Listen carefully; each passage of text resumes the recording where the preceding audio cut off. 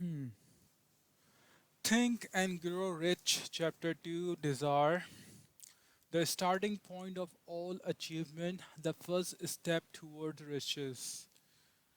When Edwin C. Barnes climbed down from the freight train in Orange, NJ, more than 30 years ago,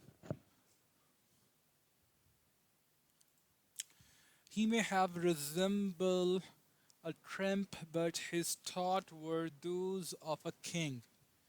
As he made his way from the railroad track to Thomas A. Edison office, his mind was at work. He saw himself standing in Edison's presence. He heard himself asking Mr. Edison for an opportunity to carry out the one consuming obsession of his life, a burning desire to become the business associate of a great inventor. Barnes' desire was not a hope, it was not a wish, it was keen, pulsating desire which transcended everything else. It was definite. The desire was not new when he approached Edison. It had been Bond's dominating desire for a long time. In the beginning, when the desire first appeared in his mind, it may have been probably was only a wish, but it was no mere wish when he appeared before Edison with it. A few years later, Edison C. Barnes again stood before Edison in the same office where he first met the inventor. This time, his desire had been translated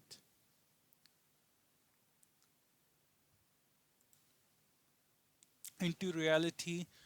He was in business with Edison. The dominating dream of his life had become a reality today. People who know Barnes envy him because of the break life yielded him. They see him in the days of his trump without taking the trouble of investigate the cause of his success. One succeeds because he chooses a definite goal, plays all his energy, all his willpower, all his effort, everything back of that goal. He did not become the partner of Edison. The day he arrived, he was contented to start in the most menial work as long as it provided an opportunity to take even one step towards his cherished goal.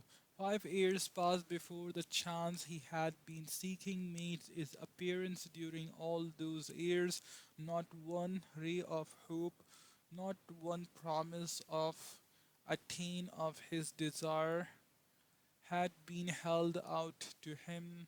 To everyone except himself, he appeared only another cog in the Edison business wheel, but in his own mind, he was the partner of Edison every minute of the time from the very day that the first went to work there. It is remarkable illustration of the power of a definite desire. Barnes won his goal because he wanted to be a business associate of Mr. Edison more than he wanted anything else.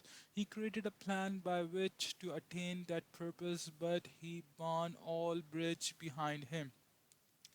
He stood by his desire until it became the dominating obsession of his life, and he finally a fact. When he went to Orange, he did not say to himself, I will try to induce Edison to give me a job of some sort. He said, I will see Edison and put him on the notice that I have come to go into business with him.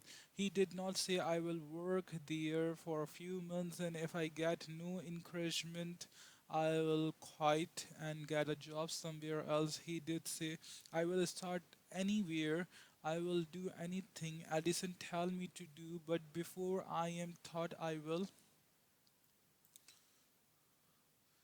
by his associate. He did not say, I will keep my eyes open for another opportunity in case I fail to get what I want in the Edison organization. He said, there is but one thing in this world that I am determined to have, and that is a business associate with a Thomas Edison. I will burn all bridges behind me and stake my entire future on my ability to get what I want. He left himself no possible ways of retreat. He had to win or perish. That is all there is to Bond's story of success a long while ago. A great warrior faced a situation which made it necessary for him to make a decision which ensured his success on the battlefield. He was about to send his armies against a powerful foe whose men outnumber his own. He loaded his soldiers into boats, sailed to the enemy country, unloaded soldiers and equipment, and then gave the order to burn the ships that had carried them. Addressing his men before the first battle, he said, "You see the boats going up in smoke. That means that we cannot leave these shores alive unless we win. We now have no choice. We win or we perish." They won. Every person who wins in my undertaking must be willing to burn his ship and cut all source of retreat. Only by so doing can one offshore of maintaining the state of mind knowing as burning desire to win, essential to success. The morning after the Great Chicago Fire, a group of merchants stood on State Street looking at the smoking remain of what had been their stores. They went into a conference to decide if they would try to rebuild or leave Chicago or start over in a more promising section of the country. They reached a decision, all except one, to leave Chicago. The merchant who decided to stay and rebuild pointed a finger at the remain of his store and said, "Gentlemen, on that very spot I will build the world's great store, no matter how many times it may burn down." That was more than 50 years ago. The store was built. It stands there today, a towering monument to the power of that state of mind known as a burning desire. The easy thing for Marshall Field to have done would have been exactly what his fellow merchant did when the going was hard and the future looked dismal. They pulled up and went where the going seemed easier. Mark well this difference between Marshall Field and the other merchants, because it is same difference which distinguish Edwin C. Barnes from thousands of other young men who have worked in the Edison organization. It is the same difference which distinguish practically all who succeed from those who fail. Every human being who reaches the age of understanding of the purpose of money wishes for it. Wishing will not bring riches, but desiring riches with a state of mind that becomes an obsession, then planning definite ways and means to acquire riches, and backing those plans with persistence which does not recognize failure will bring riches. The method by which desire for riches can be transmuted into its financial equipment consists of six definite practical steps. First, fix in your mind the exact amount of money you desire. It is not sufficient merely to say, "I want plenty of money." Be definite as to the amount. There is a psychological reason for definiteness which will be described in a subsequent chapter. Second, determine exactly what you intend to give a return for the money you desire. There is no such reality as something for nothing. Third, establish definite date when you intend to possess the money you desire. Fourth, create a definite plan for carrying out your desire and begin at once, whether you are ready or not to put this plan into action. Fifth, Write out a clear, concise statement of the amount of the money you intend to acquire. Name the time limit for its questions. State what you intend to give in return for the money and describe clearly the plan through which you intend to accumulate it. 6. Read your written statement aloud twice daily, once just before retiring, retiring at night and once after arising in the morning. As you read, see, and feel and believe yourself already in possession of the money. It is important that you follow the instruction described in these 6 steps. It is especially important that you observe and follow the instruction in the sixth paragraph. You may complain that it is impossible for you to see yourself in possession of money before you actually have it. Here is where a burning desire will come to you aid. If you truly desire money so keenly that your desire is an obsession, you will have no difficulty in convincing yourself that you will acquire it. The object is to want money and to become so determined to have it that you convince yourself you will have it. Only those who become money conscious ever accumulate great riches. Money conscious means that the mind has become so thoroughly saturated with the desire for money that one can see the self already in possession of it.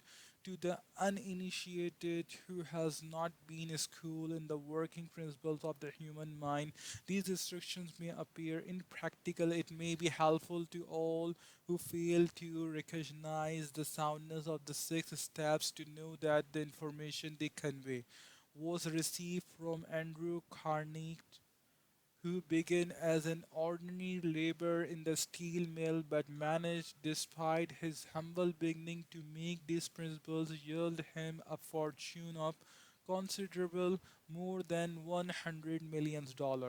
It may be of further help to know that the sixth step here recommended were carefully scrutinized scrutinized by the late Thomas Edison, who placed his stamp of approval upon them as being not only the step essential for the accumulation of money but necessary for the attainment of any definite goal. The step call for no hard labor, they call for no sacrifice, they do not require one to become ridiculously or credulous to apply them calls for no great amount of education, but the successful applicant of these 6 steps does call for sufficient imagination to enable one to see and to understand that accumulation of money cannot be left to change good fortune and luck. One must realize that all who have accumulated great fortune first did a certain amount of dreaming, hoping, wishing, desiring, and planning before they acquire money. You may as well know right here that you can never have riches in great quantities unless you can work yourself into a white heat of desire for money and actually believe you will possess it.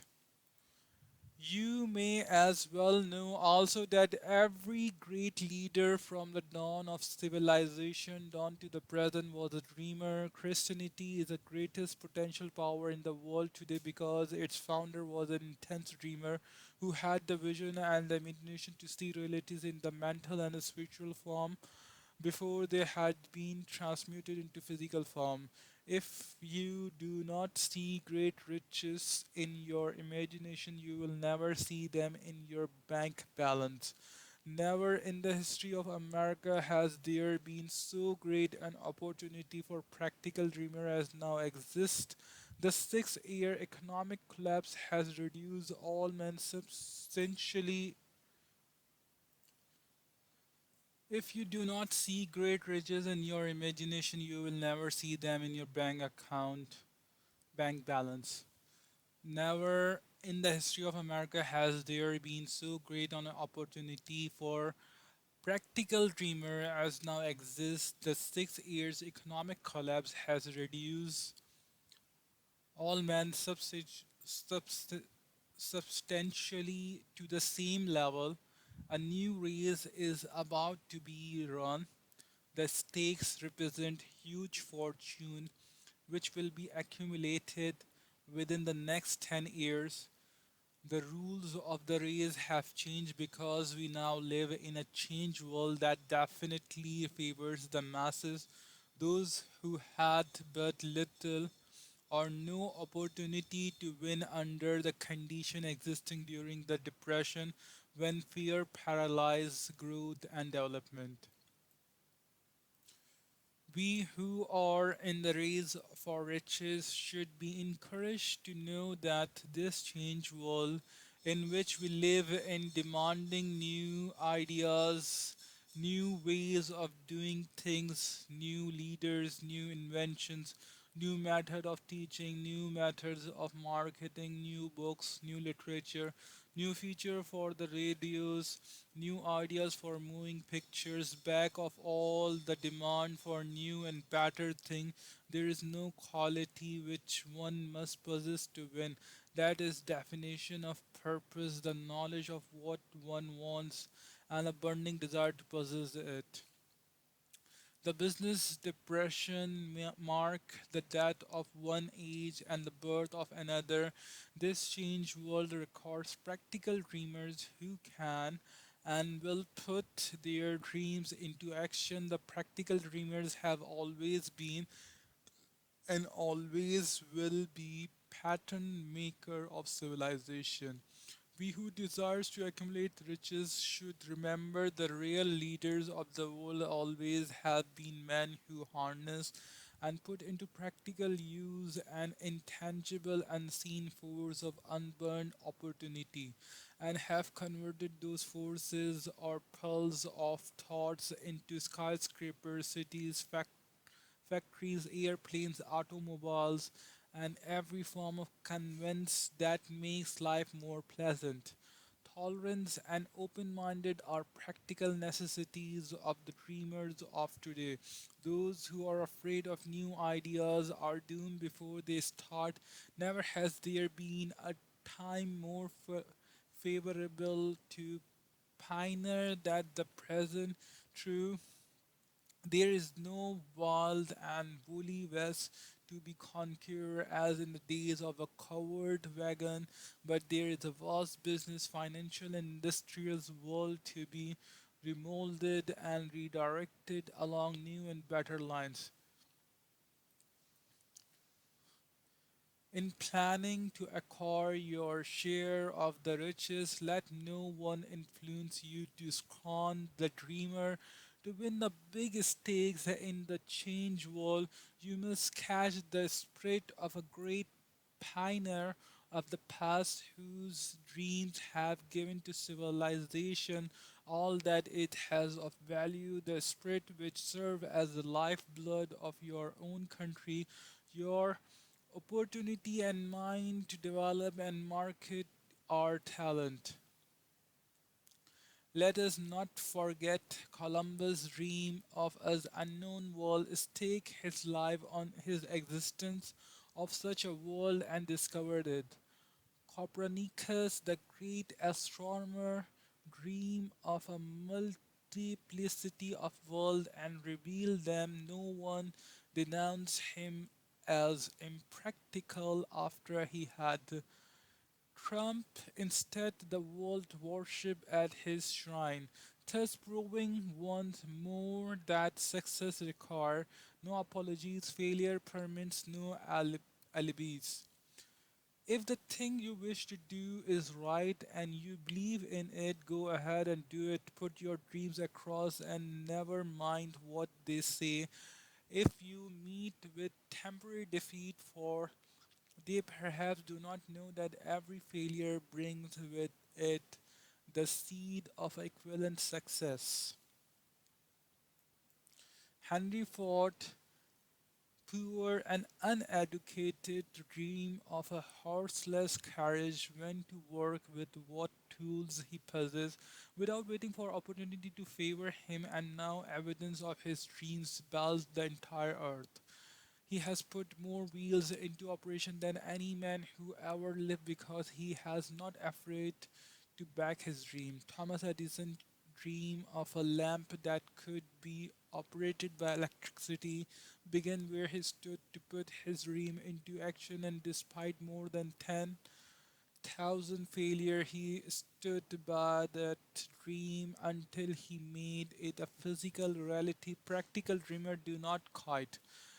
Whelan dreamed of a chain of cigar stores, transform his dream into action, and now the United Cigar Stores occupy the best corner in America. Lincoln dreamed of freedom for the black slaves and put his dream into action and barely missed living to see a united North and South translate his dream into reality. The Wright brothers' dreams of a machine that would fly through the airs. Now one may see evidence all over the world that they dream soundly. Macaroni dreamed of a system for harness the intangible force of the ether, evidence that he did not dream in vain may be found in every wireless and radio in the world. Moreover, Marconi dream brought the humblest cabin and the most stately manor house side by side. It made the people of every nation on earth backdoor neighbor. It gives the president of the United States a medium by which he may talk to all the people of America at one time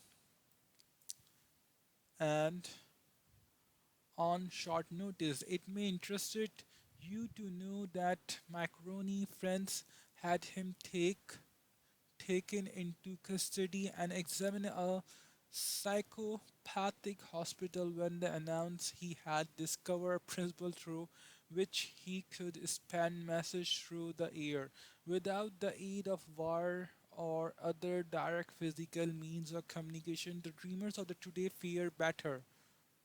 The world has become accustomed to new discovery. Nay, it has shown a willingness to reward the dreamer who gave the world a new idea. The greatest achievement was at first and for a time but a dream. The oak sleep in the acorn, the bird waits in the egg, and in the highest vision of soul, a waking angel stir. Dreams are the seedling of the reality. Awake, arise, and assert yourself. You dream of the world you stare is now in the ascendancy. Ascendancy, the world depression brought the opportunity you have been waiting for. It taught people humility, tolerance, and open mindedness. The world is filled with the abundance of opportunity which the dreamer of the past never knew. A burning desire to be and to do is the starting point from which the dreamer must take off. Dreams are not born of indifference, laziness, or lack of ambition. The world no longer scrub at the dreamer nor call him impractical. If you think it does not trip to tense and witness with a dreamer president has done in the way of harness and using the great water power of America. A score of years ago, such a dream would have seemed like madness. You have been disappointed, you have undergone defeat. During the Depression, you have felt the great hurt within your crush until it bleed. Take courage, for these experiences have tempered the spiritual mantle of which you are made. They are assets of incomparable value. Remember too that all who succeed in life get off to a bad start and pass through many heartbreaking struggles before they arrive. The turning point in the life of those who succeed usually comes at the moment of some crisis. through which they are introduced to their other self. John Bunyan wrote The Pilgrim Progress, which is among the finest of all English literature after he had been confined in prison and sorely punished because of his views on the subject of religion. O. Henry discovered the genius which slept within his brain after he had met with great misfortune and was confined in a prison cell in Columbus, Ohio, being forced through misfortune to become acquainted with his other self and to use the imagination, he discovered himself to be a great author instead of a miserable criminal, an outcast, strange and worried are the ways of life, and stranger still are the ways of infinite intelligence through which men are sometimes forced to undergo all sort of punishment before discovering their own brains and their own capacity to create useful ideas through imagination. Edison, the world's greatest inventor and scientist, was a tramp telegraph operator. He failed innumerable times before he was driven finally to the discovery of the genius which slept within his brain. Charles Dickens began by pasting labels on blacking poets. The tragedy of his first love penetrated the depth of his soul and converted him into one of the world's truly great author. That tragedy produced first David Copperfield, then a succession of other work that made this a richer and better world for all who read his book. Disappointment over love affairs generally has the effect of driving men to drink and women to ruin. And this because most of the people never learn the art of transmuting their strongest emotion into dreams of a constructive nature. Helen Keller became deaf, dumb, and blind shortly after birth, despite her greatest misfortune. She has written her name indelibly in the pages of the history of the great. Her entire life has served as evidence that no one ever is defeated until defeat has been accepted as a reality. Robert Burns was a illiterate country lad. He was cursed by poverty and grew up to be a drunkard in the bargain. The world was made better for his having lived because he clothed beautiful thoughts in poetry and thereby plucked a thorn and planted a rose in his place. Booker T. Washington was born in slavery, handicapped by race and color because he was tolerant, had and open-minded at all times on all subjects and was a dreamer. He left his impress for good on an entire race. Beth- Beethoven was deaf, Milton was blind, but their names will last as long as time endures because they dream and translated their dreams into organized thought. Before passing to the next chapter, kindle anew in your mind the fire of hope, faith, courage, and tolerance. If you have these states of mind and a working knowledge of the principle describes all else that you need will come to you when you are ready for it. Let Emerson state the thought in these words: every proverb, every book, every byword that belongs to thee of aid and comfort shall surely come home through open or winding passage. And comfort shall surely come home through open or winding passage. Every friend whom not the fantastic will, but the great and tender soul in thee craveth shall lock thee in his embrace. There is a difference between wishing for a thing and being ready to receive it. No one is ready for a thing until he believe he can acquire it. The state of mind must be belief, not mere hope or wish. Open mindedness is essential for belief. Closed mindedness do not inspire faith, courage, and belief. Remember, no more effort is required to aim high in life, to demand abundance and prosperity than is required to accept misery and poverty. And a great poet has correctly stated this universal truth through these lines. I bargained with life for a penny, and life would pay no more. However, I begged at the evening when I counted my scanty store. For life is just an employer. He gave you what you ask, but once you have set the wage, why you must bear the tax. I work for a menial hire, only to learn dismayed that any wage I had asked of life, life would have willingly paid.